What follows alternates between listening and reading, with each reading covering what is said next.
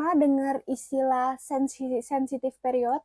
Nah, di sini ada namanya sensitive period yang terjadi pada usia 0 sampai 6 tahun.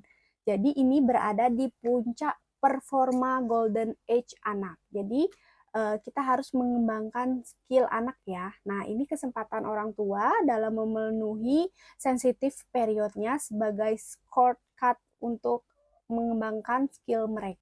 Apa saja sih sensitive period itu? Yang pertama adalah terjadi pada keteraturan. Jadi biasanya itu anak itu sensitif terhadap keteraturannya. Yang misalnya akan mudah tantrum, mudah menangis, begitu. Misalnya melihat ayahnya mencukur, kemudian menggunakan kacamata, menyusun harus mainan pada tempatnya. Jadi dia mengetahui gimana sih ritme aktivitas dan urutan kegiatannya. Coba deh Mami perhatikan anak-anak biasanya dia melakukan aktivitasnya itu sesuai dengan urutan biasanya. Kemudian yang kedua adalah penyempurnaan indera.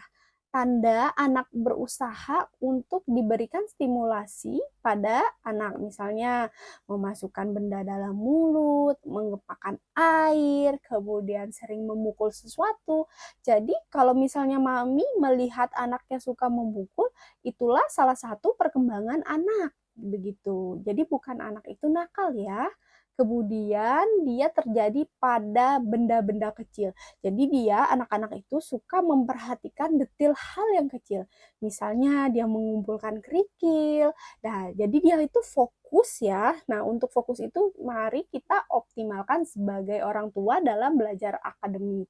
Kemudian pada gerakan. Jadi ditandai dengan dia aktif, bergerak terus, ke sana kemari. Nah, kita sebagai orang tua itu memfasilitasi gerakannya supaya aman dan nyaman ya.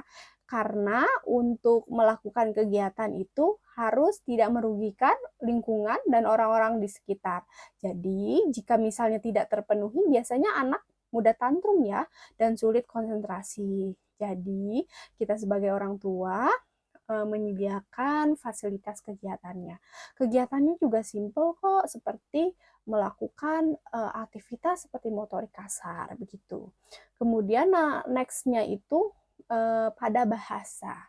Misalnya pendengarannya itu sensitif dan ada ledakan bahasa, kata, kalimat, jadi dia lebih ceriwis, lebih banyak ngomong.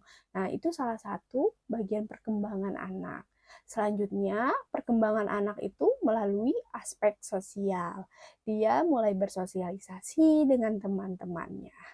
Jadi, untuk itu, supaya